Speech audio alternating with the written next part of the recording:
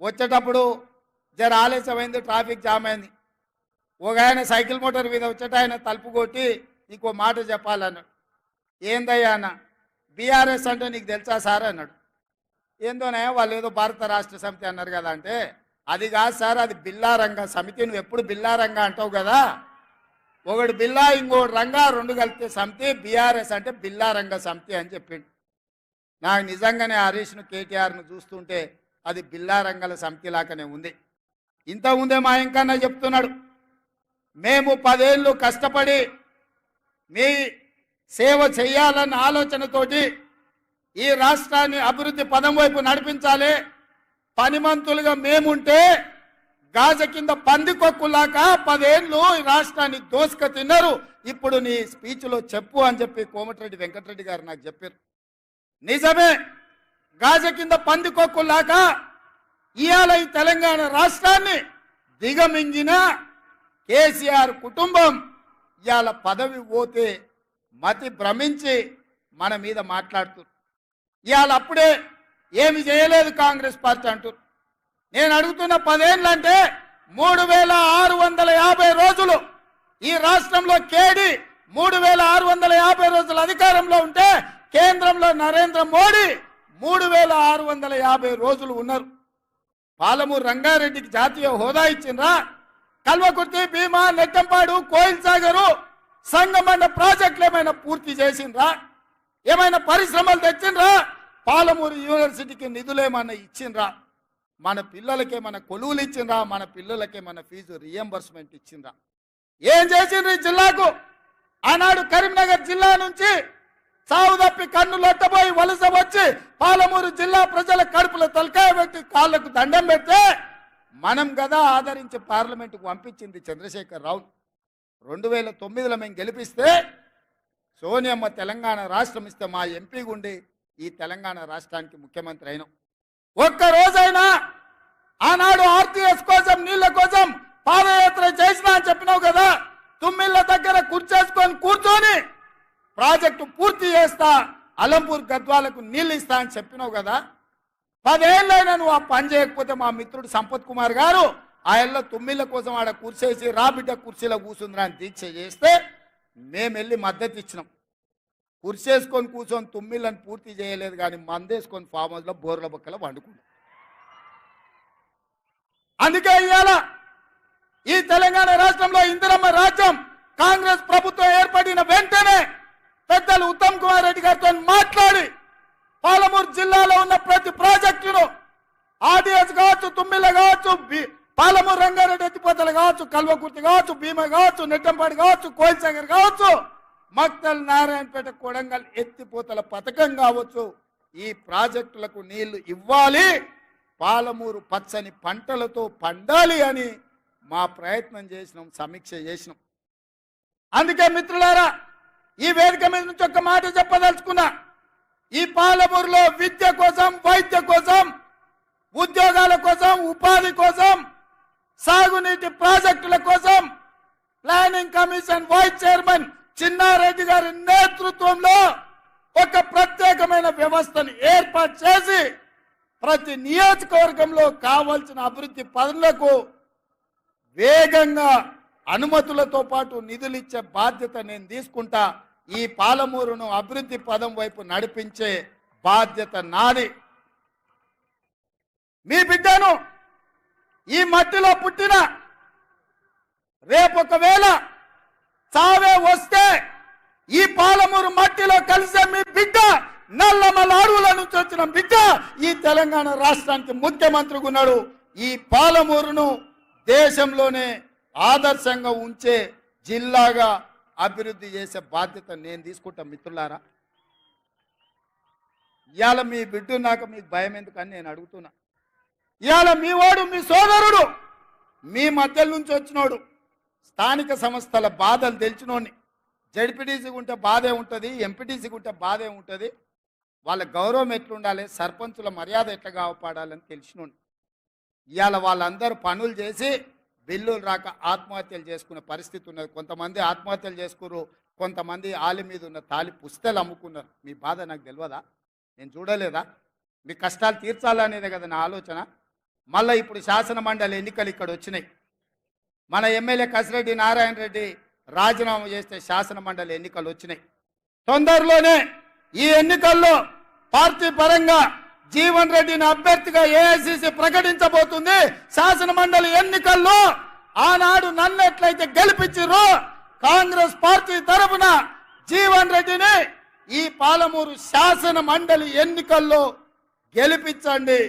ఈ రాష్ట్రానికి ఈ జిల్లాకు ఉపయోగపడతాడు. ఎంపీటీసీల జడ్పీటీసీల మర్యాద కాపాడతాడు. మీ పెండింగ్ బిల్లులను విడుదల చేపించే బాధ్యత జీవన్ తీసుకుంటాడు. సహకరించే బాధ్యత నేను తీసుకుంటా. ఇదే కాదు మిత్రులారా, ఇవాళ ఆలోచన చేయండి. కేసీఆర్ టీఆర్ఎస్ వాళ్ళు మాట్లాడుతున్నారు కృష్ణానది జలాలలో 10 ఏళ్ళైన ప్రాజెక్టులు పూర్తి చేయలే. రోజమ్మ పెట్టిన రాగి సంకటి నాటికోడు పులుసు తిని బల్చి అలసిచ్చి ఇవాళ కృష్ణానది జలాలు రాయలసీమలకు తరలించకపోతుంటే పోతిరెడ్డిపాడు పొక్క పెద్దదైనా ముచ్చుమరిలో నీళ్లు పోయినా మాల్యాలలో లిఫ్టులు పెట్టిన కేసీఆర్ నోట్ల ఏం పెట్టుకున్నాడని నేను అడుగుతున్న. 10 ఏళ్ళు ఎందుకు మాట్లాడలే? మేము వచ్చినాక కొట్లాడి మేము ఆపాలనే ప్రయత్నం చేస్తుంటే మా కాళ్ళలో కట్టె పెడుతున్నాడు, మా కాళ్ళు పట్టి గుంజుతున్నాడు. నీలాకేమన్నా తాగుబోతున్నా, నేనేమన్నా తిరుగుబోతున్నా? కేసీఆర్ తాగుతోటి దిగుతోటి మాట్లాడనికే నేను కేసీఆర్ని కాదు, నేను మీ రేవంత్ అన్నాను. పొద్దునైనా మధ్యాహ్నమైనా రాత్రైనా అర్ధరాత్రి అయినా హోస్లో ఉండేటోని, మీ సహకారంతో జోష్లో పనిచేసేటోని. నాకా నువ్వు చదువు చెప్పేది? ఇవాళ ఆయన కోరిక అంత ఒక్కటే, ఈ పిల్లగాడు అయ్యిండు, నా కొడుకుని చేద్దాం అనుకున్నా, నా తర్వాత కానీ పిల్లగాడు అయ్యిండు, గా పాలమూరోడు అయ్యిండు అని మన మీద అసూయతోని ద్వేషం కక్కుతున్నాడు. సిగ్గుండాలని కేసీఆర్. ఇవాళ హరీష్ రావు అంటుండు అసెంబ్లీకి ఎందుకు రాలేదా అంటే మా మామకు ఒంట్లో బాగాలేదని. ఒంట్లో బాగాలేనోడు నల్లగొండెం గాడిదలంగా ఆయనకి పోయినా అని నేను అడుగుతున్నా.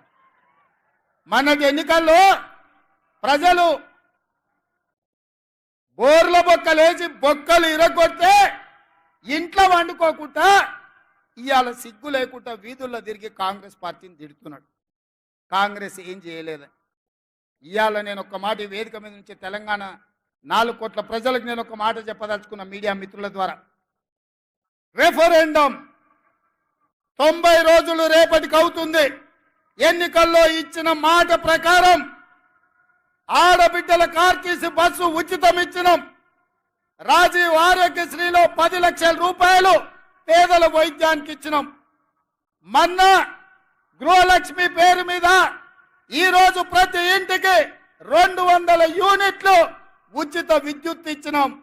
ప్రతి ఆడబిడ్డలకు కట్టెల పొయ్యి నుంచి విముక్తి కలిగించి ఆనాడు సోనియమ్మ దీపం పథకం తెచ్చి గ్యాస్ పొయ్యి సిలిండర్ ఇచ్చి 400కి సిలిండర్ ఇస్తే కేడీ మోడీ కలిసి 1200 చేసిరు.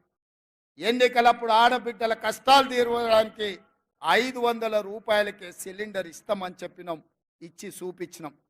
తొందరలోనే పేదవాడికి సొంతింటి కళ నెరవేరడానికి ఇందిరమ్మ ఇండ్లు ఈ నెల 11 తారీఖు నాడు ప్రారంభించబోతున్నాం. ప్రతి నియోజకవర్గంలో పేదవాడికి ఇల్లు ఇవ్వడానికి 3500 ఇండ్లు ప్రతి నియోజకవర్గంలో ఆల్రెడీ మంజూరు చేసినాం. పేదలకు ఇండ్లు ఇవ్వబోతున్నాం. రైతు భరోసా పథకం కింద ప్రతి పేదవాడికి 1 ఎకరం 2 ఎకరాలు 3 ఎకరాలు 4 ఎకరాలు 5 ఎకరాల పైన ఉండే వాళ్లకు వరుసగా ఖాతాలలో వాళ్లకు రైతు భరోసా పథకం నిధులు వేసినాం. ప్రభుత్వ ఉద్యోగులకు, కాంట్రాక్ట్ ఉద్యోగులకు, అవుట్ సోర్సింగ్ ఉద్యోగులకు జీతం ఎప్పుడొస్తుందో తెలియదు, వీళ్ళు ఎట్లా గడవాళ్ళను తోయదు. అట్లాంటి పరిస్థితిలో ప్రతి నెల 1వ తారీఖు నాడు ప్రభుత్వ ఉద్యోగులకు, పెన్షన్దారులకు 1వ తారీఖు నాడు జీత భత్యాలు ఇచ్చి వాళ్ళు కూడా మన వాళ్ళే, మన కుటుంబ సభ్యులే అని చెప్పి ఇవాళ వాళ్ళు జీత భత్యాలు ఇచ్చినాం. మహాలక్ష్మి గ్రూపులు ఎక్కడికి పోయినా మా ఆడబిడ్డల్ని కలిసి సంఘాలను బలోపేతం చేయడానికని బ్యాంకు లింకేజ్ ద్వారా వాళ్లకు నిధులు ఇచ్చే ప్రయత్నం చేస్తున్నాం. అందుకే ఇవాళ మిత్రులారా నేను అడుగుతున్నా, రేపటికి 90 రోజులు 3 నెలలు, 3 నెలల్లో 30,000 ఉద్యోగాలు ఇచ్చి నిరుద్యోగ యువకుల్ని ఆదుకొని లక్షలాది మంది నిరుద్యోగ యువకులకు విశ్వాసాన్ని మేము కల్పించినాం. డిఎస్సి నోటిఫికేషన్ 11,000 పైచీలకు ఉద్యోగ అవకాశాలు ఇచ్చినాం. తండాలలో, గూడాలలో, మారుమూల పల్లెల్లో పేదలకు విద్యను అందించడానికి, పాఠశాలలు తెరవడానికి, టీచర్ల నియామకానికి తెరలేపినాం. గ్రూప్ 1 పబ్లిక్ సర్వీస్ కమిషన్ ద్వారా 563 ఉద్యోగాలకు నోటిఫికేషన్లు ఇచ్చినాం. ఒక్కొక్కటిగా కేసీఆర్ చిక్కుముల్లేసి కాకి లెక్కలు చెప్పి తెలంగాణను సర్వనాశనం చేస్తే 10 ఏళ్లలో 100 ఏళ్లకు సరిపోయే విధ్వంసం సృష్టిస్తే ఒకటిగా శకలాల నుంచి తెలంగాణను బయటికి తెచ్చే ప్రయత్నం చేస్తున్నాం. మిత్రులారా, ఇవాళకి 89 రోజులైంది. నేను అడుగుతున్న ఒక్క రోజైనా, ఒక్క గంట అయినా నేను ఎప్పుడన్నా సెలవు తీసుకున్నానా? నా మంత్రులు ఎప్పుడైనా అందుబాటులో లేరా? మీకోసమే కదా సచివాలయంలో వచ్చి కూర్చుంటుంది. ఇవాళ వేలాది మంది సచివాలయానికి వచ్చి కాగితాలు ఇచ్చిపోతున్నారు కదా. ఇవాళ జ్యోతిరావు పూలే ప్రజాభవన్లో ప్రతి అధికారి అక్కడ కూర్చొని ప్రజలు ఇచ్చే వినతి పత్రాలు చూస్తున్నాం కదా. ఎప్పుడైనా సెలవు తీసుకున్నానా మిత్రులారా? ఎప్పుడైనా అలసిపోయినట్టుగా అనిపించినా, నా కష్టం వచ్చినా, కాలును వచ్చినా అదిమి పెట్టుకొని ఓపికగా ప్రజలు విశ్వాసంతో, నమ్మకంతో ఒక గొప్ప బాధ్యత తెలంగాణ రాష్ట్ర ముఖ్యమంత్రికి ఇచ్చిండ్రు. దాని బాధ్యతతో నిర్వహించాలని చెప్పి నేను ప్రయత్నం చేస్తున్నా కదా మిత్రులారా. ఎవరికైనా ఎప్పుడైనా ఏమైనా అన్యాయం ఏం చేసినామా?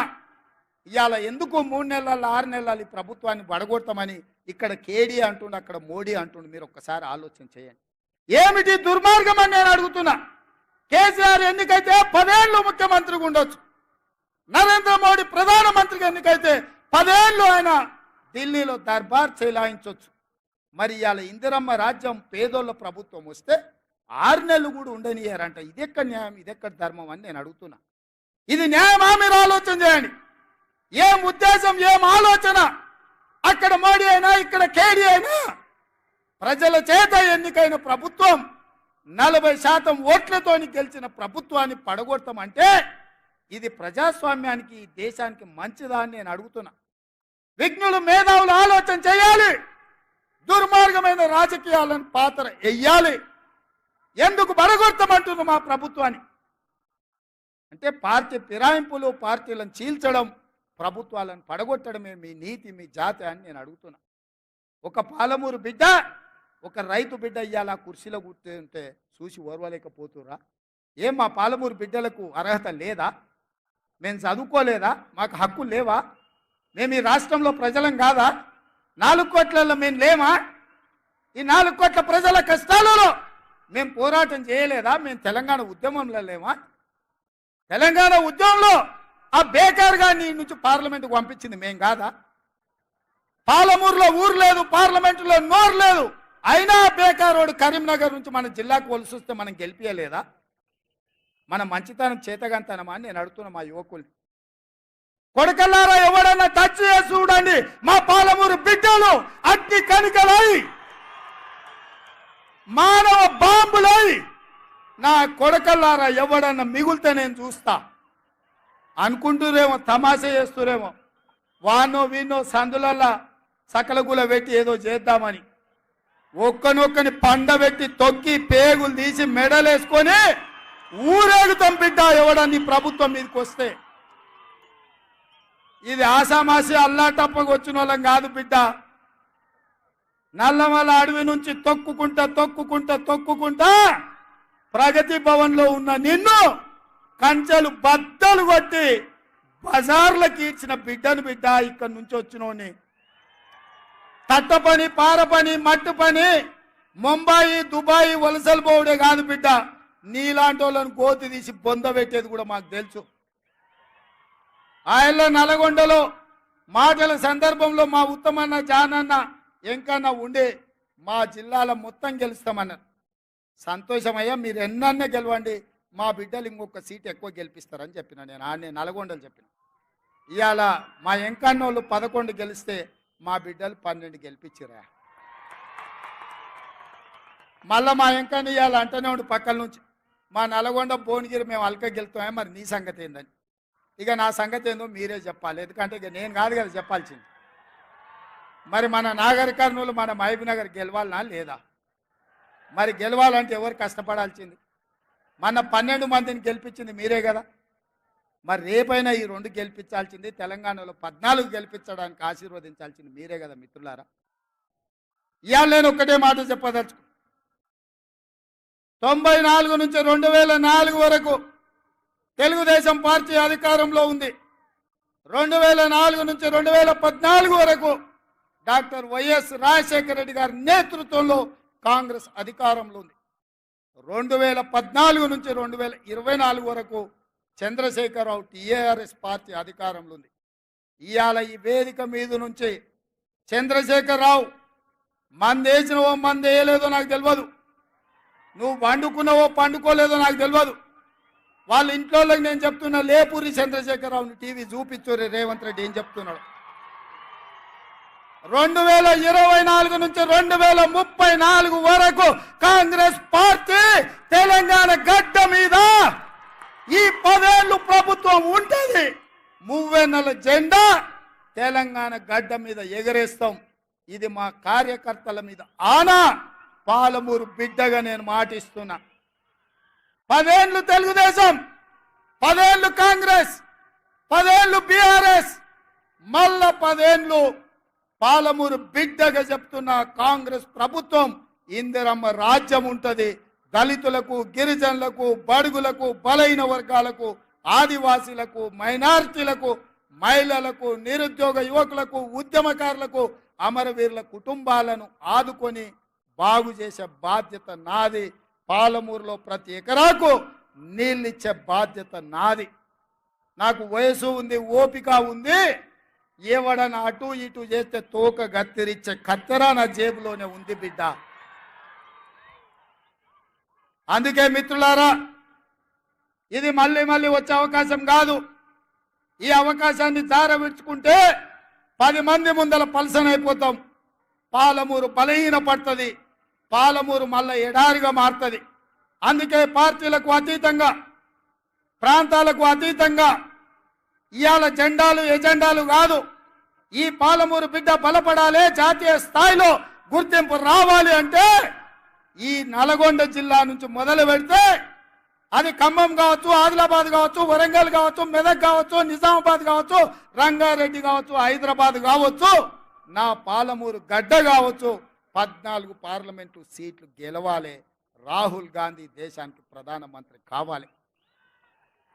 రాహుల్ గాంధీ కశ్మీర్ నుంచి కన్యాకుమారి వరకు 150 రోజులు 4000 కిలోమీటర్లు ఎర్ర టెండలో మంచు కొండలో పాదయాత్ర చేసినప్పుడు మొట్టమొదట కృష్ణా నదిని దాటుకొని కర్ణాటక నుంచి ఈ పాలమూరి గడ్డ మీద పాదం మోపిండు మన నాయకుడు. తెలంగాణలో పాదయాత్ర ఈ పాలమూరులోనే ప్రవేశించిండు. మిత్రులారా, కృష్ణా ఎట్లా పరవళ్ళు తొక్కి మన ప్రాంతానికి వచ్చిందో రాహుల్ గాంధీ గారు కూడా అదే విధంగా మన ప్రాంతంలో పాదయాత్ర చేసిండు. మరి మీ బిడ్డని ఇవాళ ముఖ్యమంత్రిని చేస్తే మనం రుణం తీర్చుకునే బాధ్యత లేదా అని నేను అడుగుతున్నా. అందుకే మిత్రులారా, వస్తారు, ఒకల మాటలు చెప్తారు, నువ్వు నాకు తెలుసా అంటారు, ముందంతా మనం ఒకటే పార్టీలో ఉన్నామంటారు, అన్ని కాకి కథలు అన్నీ చెప్తారు, నక్క వినయాలు ప్రదర్శిస్తారు. వాళ్ళ పేర్లు నేను చెప్పాల్సిన పని లేదు.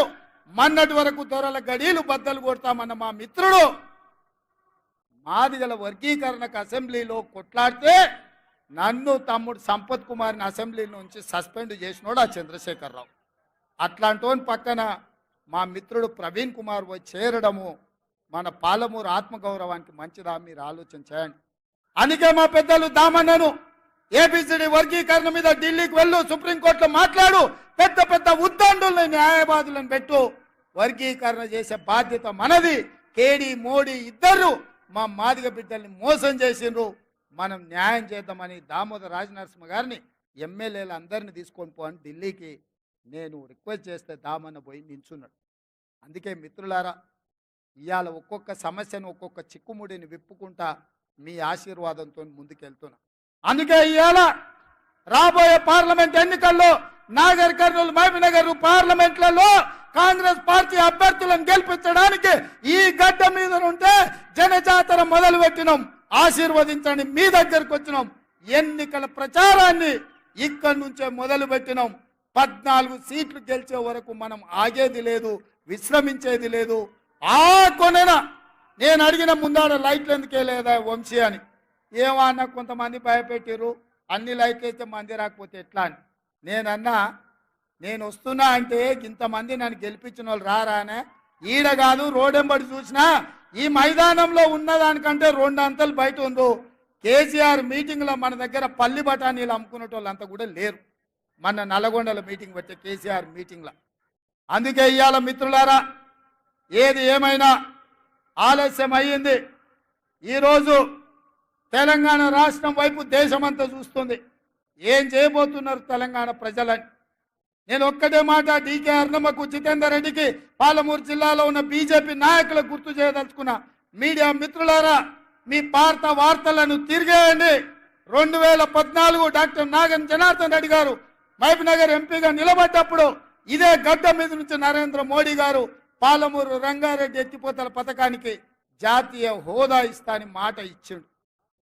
10 ఏళ్ళైనా ఎందుకు మోడీ జాతీయ హోదా ఇవ్వలేదు? పాలమూరు ప్రజలకు ఇచ్చిన మాట నిలబెట్టుకొని మోసం చేసిన మోడీకి ఆయన తరఫున ఓట్లు అడగడానికి వీళ్ళకి అర్హత ఉందా అని నేను అడుగుతున్నా. అందుకే ఇవాళ ఎవరు వచ్చినా, ఏం అడిగినా, ఏమి చెప్పినా నా వేదిక మీద ఉన్న ఎమ్మెల్యేలకు నేను సూచన చేయదలుచుకున్నా. మన మీకు వచ్చిన దానికంటే మెజారిటీ పెరగాలి. ఆనాడు మీరు చేసిన కష్టానికంటే ఇవాళ 2 గ్రామాలు తిరగాలి, కార్యకర్తల దగ్గరికి పోవాలి. రేపు ఇచ్చే ఇండ్లైనా, పెన్షన్లైనా, గ్యాస్ సిలిండర్ అయినా, ఉచిత కరెంట్ అయినా, ఏదైనా ఇందిరమ్మ కమిటీల ద్వారానే కార్యకర్తల్ని ముందల పెట్టి సంక్షేమ పథకాలు అమలు చేస్తాం. ఇంటింటికి వెళ్ళండి, తలుపు తలుపు తట్టండి, ప్రతి గుండెకు చేరండి. మా ప్రభుత్వంలో పేదలకు అండగా నిలబడుతుందని చెప్పండి. ఎమ్మెల్సీ ఎన్నికల్లో కూడా కాంగ్రెస్ పార్టీని గెలిపించండి. మీ బిల్లులు ఇప్పించే బాధ్యత జీవన్ తీసుకుంటాడు. మీకు అండగా నిలబడడానికి పార్టీ ఉంటుందని తెలియజేస్తున్నా. ఇవాళ ఈ జిల్లా నుంచి 2 సీట్లు గెలిపించాలి. 2 సీట్లు గెలిపించాలంటే మీరు కష్టపడాలి. మీరు ఎవ్వరూ సెలవు తీసుకోనికలేదు, విరామం అడగనికలేదు. ప్రతిరోజు ప్రతి నిమిషం కష్టపడాలి. కష్టపడడానికి సిద్ధమా మిత్రులారా? సిద్ధమా? సిద్ధమా? సిద్ధమా? పాలమూరులో బీఆర్ఎస్ బీజేపీని బొంద పెడతామా? బొంద పెడతామా? బొంద పెడతామా?